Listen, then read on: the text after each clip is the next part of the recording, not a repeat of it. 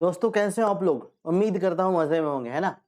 तो मजे में तो रहना है और साथ में पढ़ाई भी करनी है। क्यों? क्योंकि एग्जाम है ना सामने भाई, इसलिए पढ़ाई तो करनी है।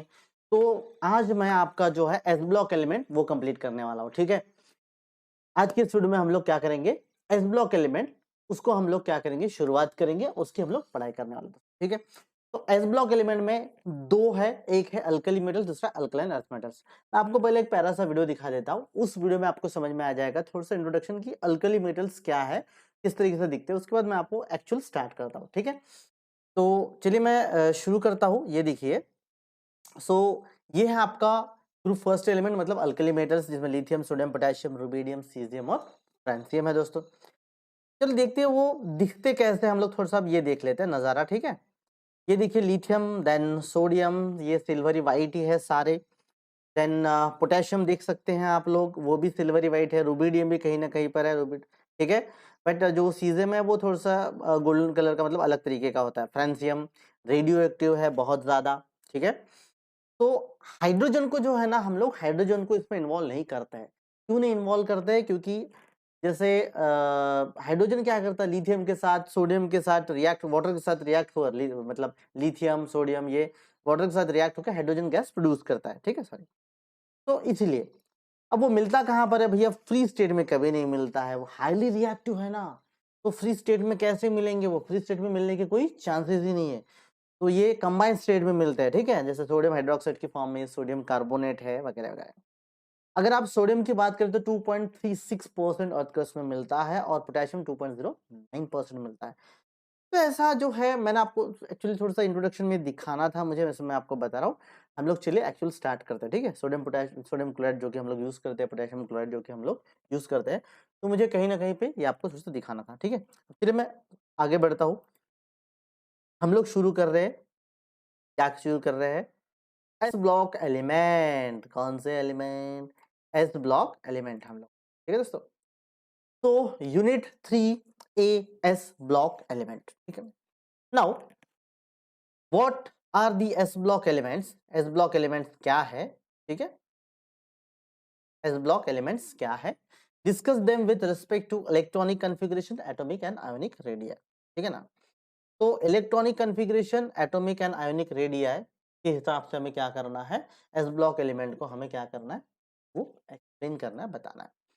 Now see the elements in which last electron enters into the s subshell are called as the s block element।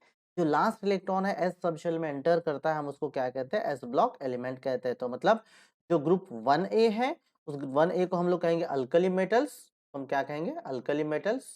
और जो ग्रुप 2 है उसको हम कहेंगे अल्कलाइन अर्थ मेटल्स, याद रखना है, alkali metals, alkaline earth metals. Now अगर हम लोग उसके एटॉमिक एंड आयोनिक रेडियाई की बात करते हैं, तो जो जनरल ट्रेंड है वही फॉलो करेगा, ठीक है? अब अगर इसमें फिर से किसी को देखिए कि कौन कौन से एलिमेंट आते हैं, तो फर्स्ट ए में जो अल्कली मेटल्स है वो लिथियम है, देन सोडियम है, पोटेशियम है, रुबिडियम, सीजियम, देन फ्रांसियम। अगर हम लोग बात करते हैं अल्कलाइन अर्थ मेटल्स की, तो अल्कलाइन अर्थ मेटल्स कौन से है? That is beryllium, magnesium, calcium, strontium, barium and what? Radium. So these are what? ये सारे क्या है? Alkali metals, alkaline earth metal. तो what about the atomic and ionic radii? तो एटॉमिक एंड आयोनिक रेडिया आप यहाँ पे देख सकते हैं क्या होता है, जो ग्रुप में है हम लोग देख चुके हैं, यहाँ पे पीरियडिक टेबल में देख चुके हैं ना। लेफ्ट टू राइट जो होता है क्या होता है? साइज कम होता है। क्यों? क्योंकि इफेक्टिव न्यूक्लियर फोर्स इस तरीके से बढ़ते जाता है और एटॉमिक एंड आयोनिक साइज कम कम होते जाता है। ग्रुप में एक नए शेल की एंट्री होती है, इसलिए बढ़ते जाता है। एग्जांपल देखिए आप यहाँ पर, मान के चलिए कि दिस इज लिथियम, ये first shell, second shell. Now sodium, इसके दो शेल की बात करें तो वो लिथियम से छोटा होगा, lithium, this is the sodium, ठीक है? बट यहाँ पे क्या हो रहा है? तीसरा शेल भी ऐड हो रहा है। अगर तीसरा शेल भी अगर ऐड हो रहा है तो फिर इन दिस वे इस तरीके से होगा, ठीक है? उसके बाद लिथियम सोडियम के बाद अगर हम लोग बात करते हैं पोटेशियम की, so how many? 1 2 3, but there is a fourth shell. Hence what happens? From the top to bottom size increases। सब ग्रुप में क्या होगा? increases। और ऑफ कोर्स जब हम पीरियड की बात करेंगे तो करते हैं तो साइज क्या होगा भाई लोग? डिक्रीज होगा भाई। क्या होगा बड़े लोग, डिक्रीज होगा, समझ गया? हाँ, ऐसे याद रखना मुन्ना भाई। तो ग्रुप में क्या होगा, इंक्रीज होगा। क्यों इंक्रीज होगा? क्योंकि एक नए शेल की एंट्री हो रही है। किसकी एंट्री हो रही है? एक नए शेल की एंट्री हो रही है, इसलिए क्या हो रहा है, ग्रुप में साइज बढ़ रहा है। और पीरियड में क्या हो रहा है, सेम। जैसे पोटेशियम, देखिए पोटेशियम के बाद क्या, कैल्शियम। तो मगर यहाँ पर अगर मैं कैल्शियम लेता हूं तो 1 2 3 4 4 यहाँ पर शेल रहेंगे, लेकिन थोड़ा सा इलेक्ट्रॉन की एंट्री वहीं पर होगी, तो थोड़ा सा कॉम्पैक्ट हो जाएगा और साइज डिक्रीज होगा लेफ्ट राइट। ठीक है, सो दैट इज गिवन, यही दिया हुआ है, आप देख सकते हो यहाँ पर। When we move from first A to second A element in the same period, where there is a slight decrease in the atomic radius, just due to the increase in nuclear charge। Effective nuclear charge या effective nuclear force की वजह से क्या होता है, वो decrease होता है। ठीक है, so that is the trend of the ionic radii is same as that of the atomic radii। Ionic और एटॉमिक रेडिया जो है वो सेम ट्रेंड फॉलो करते हैं दोस्तों, याद रखना। ट्रेंड कौन सा है, सेम ट्रेंड वो फॉलो करते हैं। ठीक है, next question, what are the s block element, discuss them with respect to the ionization potential and oxidation state। उसका ऑक्सीडेशन स्टेट और आयोनाइजेशन पोटेंशियल जो है हमें वो क्या करना, देखना है। अब क्वेश्चन ये आता है कि what is ionization potential and what is oxidation state, वो दोनों रिलेटेड है। तो आयोनाइजेशन पोटेंशियल क्या है, देखिए मैं आपको पढ़ के बताता हूँ। What is ionization potential, simply what the minimum amount of energy required to remove most loosely bound outermost electron from as isolated gaseous state। अब पढ़ लेना, मैं आपको नोट्स दे दूंगा, आपको नोट्स मिल जाएंगे, मैं नीचे लिंक दे दूंगा वीडियो के, नोट्स आप डाउनलोड कर सकते हो। और उसमें आपको ये तीनों भी यूनिट्स जो आपको मिल जाएंगे, सारा कुछ मिल जाएगा, सिर्फ एक यूनिट नहीं, 3 यूनिट का मैं आपको कंबाइंड नोट्स दे रहा हूँ। बस वो आप डाउनलोड कर लीजिए गूगल ड्राइव से, इस लिंक के जरिए जो डिस्क्रिप्शन में दिया हुआ है, and you can read it, आप उसको पढ़ सकते हो। ठीक है, तो चलिए, तो what is ionization potential, the minimum amount of energy required to remove the loosely held electron। Very simple, देखिए सीधी सी बात है, ये बंदा ए है, ठीक है ना, कंजूस है, ये कंजूस, ठीक है, कंजूस बंदा। और ये दूसरा बंदा है दिलदार। मतलब क्या है, ये जो कंजूस है, इसमें it is the electronegative, electronegative, and here is the electropositive, दिलदार। अब इसमें से अगर इसके पास से अगर आपको इलेक्ट्रोनेगेटिव के पास से, कंजूस के पास अगर आपको 1 रुपए में निकालना है मनी, इलेक्ट्रॉन, इलेक्ट्रॉन और मनी निकालना है, और इससे इलेक्ट्रॉन या मनी निकालना है, तो क्या होगा, जो इलेक्ट्रोनेगेटिव है बंदा, उस इलेक्ट्रोनेगेटिव बंदे को आपको बहुत ज्यादा एनर्जी देनी होगी। क्या होगा कि एक्चुअली कैसे, कितने कम एनर्जी में कौन वो पैसे देगा, इलेक्ट्रॉन देगा, उसको हम क्या कहते हैं, ionisation potential. So minimum amount of energy required to remove the loosely held electron. इसका पैसा निकालने के लिए, मतलब ये दिलदार है, इसको बोले भैया ज्यादा नहीं 100 रुपए दे, तो फट से दे देगा, 2 बातें करते, 10 किलो जूल पर मोल एनर्जी। इसको आप उसको बोल बोल के थक जाओगे, आपको 10 बातें सुनाएगा। तो इसका आयोनाइजेशन पोटेंशियल 1000 किलो जूल पर मोल, इसका 10 किलो जूल पर मोल। इसका मतलब क्या है, this is the ionization potential. जो इलेक्ट्रोनेगेटिव है, जो कंजूस है, उससे पैसे निकालना बड़ा मुश्किल है। So that is ionization potential. Now what happens here, first A group elements have lowest ionisation potential in their corresponding periods. जो फर्स्ट ए ग्रुप एलिमेंट है, उसका जो आयोनाइजेशन पोटेंशियल वो सबसे कम है। क्यों, आखिरी इलेक्ट्रॉन एस में है, छोटा है, और एक ही इलेक्ट्रॉन है, as per the octet rule. Which rule, octet rule. Octet rule क्या कहता है कि जितने आउट ऑफ 8 जितने कम इलेक्ट्रॉन होंगे उतने जल्दी डोनेट करेगा। आउट ऑफ 8 है तो बहुत फास्ट डोनेट करेगा, 8 ऑफ 4 है तो वो थोड़ा सोचेगा, 50% है ना उसके पास, ठीक है। 8 ऑफ 7 है तो वो डोनेट ही नहीं करेगा, गेन करेगा। इलेक्ट्रोनेगेटिविटी का, इलेक्ट्रोपॉजिटिविटी का यही तो फंडा है भैया, इलेक्ट्रोनेगेटिविटी इलेक्ट्रोपॉजिटिविटी का यही तो फंडा है। तो जो एस ब्लॉक एलिमेंट है, आउटर शेल में कितने इलेक्ट्रॉन है, 1 इलेक्ट्रॉन। आउटर शेल में कितने इलेक्ट्रॉन है, 1 इलेक्ट्रॉन है। तो अगर 1 इलेक्ट्रॉन है तो वह आसानी से दे देगा, है ना। मुझे मुझे 8000 की जरूरत है, लेकिन मेरे पास सिर्फ 1000 है, तो उससे क्या करूंगा, मेरा काम बनेगा नहीं। तो कहीं किसी दोस्त को दे सकता है वो, लेकिन 8000 आउट ऑफ 7000 मेरे पास है, तो I will not give to anyone. Why, only 1000 is needed to complete my goal, इसलिए मैं नहीं दूंगा, ठीक है ना। So what, first A group elements have lowest ionisation potential in their corresponding period. क्यों, क्योंकि एक है। But when we move down the group from lithium to francium and from beryllium to radium, the ionization potential goes on decreasing due to increase in atomic size. अब बात यह है कि सभी के आउटर शेल में इलेक्ट्रॉन तो एक है भैया, इलेक्ट्रॉन तो एक है, बट साइज भी बढ़ रहा है ना।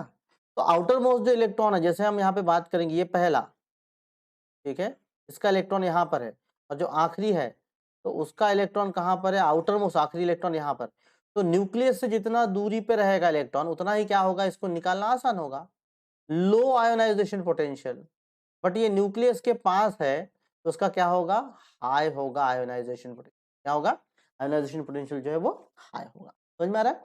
तो that is given when one goes from first A to second element in the same period, there is an increase in the first ionization potential. This is due to the increase in the nuclear charge and stability of the complex filled in NS subshell. मतलब क्या हो रहा है, आप first A से second ए में जाओगे तो क्या होगा, पहले में क्या है, 1 वैलेंस इलेक्ट्रॉन क्या है, 1, और दूसरे में क्या है, वैलेंस इलेक्ट्रॉन 2 है। तो जितने अपने पास, जो इंसान के पास जितना पैसा बढ़ता है ना, वो उतना क्या होता है, कंजूस होता है। जितना पैसा बढ़ेगा उतना कंजूस होगा। देखो, कम पैसे तो वो दिलदार भी होता है, ये सही भी है। तो जैसे N1 N2, यहाँ पे एक इलेक्ट्रॉन है, यहाँ पर 2 इलेक्ट्रॉन है, तो क्या होगा, देने की क्षमता कम होगी, उसके पास से इलेक्ट्रॉन निकालना थोड़ा मुश्किल होगा, इसलिए आयोनाइजेशन पोटेंशियल बढ़ेगा, ऑक्टेट रूल के हिसाब से क्या होगा, बढ़ेगा। और साइज भी छोटा हो रहा है ना, साइज भी छोटा। आप दोनों को कंपेयर करोगे ना, लिथियम फिर बेरिलियम, अगर आप जैसे लिथियम को कंपेयर करोगे, उसके हिसाब से बेरिलियम छोटा है, साइज साइज डिक्रीज हो रहा है, तो क्या होगा, आयोनाइजेशन पोटेंशियल बढ़ेगा। साइज बढ़ता है तो आयोनाइजेशन पोटेंशियल डिक्रीज। ठीक है, so that is, so the second ionization potential of the alkali metals are higher than that of the alkaline earth metals. अब अल्कली मेटल्स का जो है वो ज्यादा है, क्यों, क्योंकि अब फील्ड शेल से निकालना है, समझ जाइए। जैसे एग्जांपल के तौर पे मैं फिर से आपको बताता हूँ, देखो व्हाट आई वांट टू से, मुझे एक्चुअली क्या बताना है, देखो ये हम लेते हैं लिथियम और ये लेते हैं हम लोग बेरिलियम। तो लिथियम का क्या है, 1s2 2s1, बट बेरिलियम का क्या है, 1s2 2s2 1s2 2s2। तो इसका अगर फर्स्ट इलेक्ट्रॉन निकालना आपको यहाँ से निकालना है, तो फर्स्ट आयोनाइजेशन पोटेंशियल का क्या होगा, लोअर होगा। इसका साइज छोटा है तो फर्स्ट आयोनाइजेशन पोटेंशियल क्या होगा, हायर होगा। ठीक है, लेकिन अगर सेकंड आयोनाइजेशन पोटेंशियल की बात करते हैं हम लोग, ठीक है, लिथियम 3 बेरिलियम 4, तो कंपैरेटिवली क्या होगा, देखो यहाँ पर ध्यान से, sorry, the second ionisation potential of alkali metal this is are higher than that of the alkaline earth metal. क्यों, इसका सेकंड आप कहां से निकालोगे, ध्यान से देखो,